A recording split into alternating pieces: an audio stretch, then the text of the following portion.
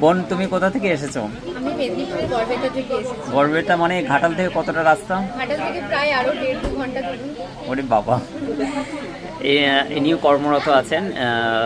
Sir, কেমন লাগলো এখানে এসে? রাজ্য সরকারের কর্মরত, খুব ভালো ওনার ব্যবহার। আর বাবা, তাই তো?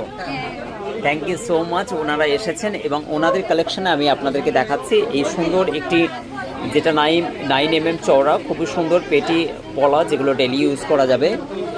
এটা একটা সুন্দর জামাইয়ের আংটি, খুবই ইউনিক কনসেপ্টে, এবং হচ্ছে এই বিয়ের একটা খুবই সুন্দর।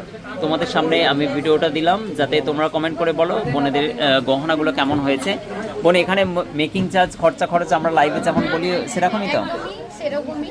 এখানে যে আমি বলবো সবাইকে আসার জন্য, মানে এলে কেউ খালি হাতে ঘুরে যাবে না, মানে সবার পছন্দ হবে, মানে কিছু না কিছু 25 স্টক আছে। স্টক কেউ এসে ফেরত যাবে না এখান থেকে।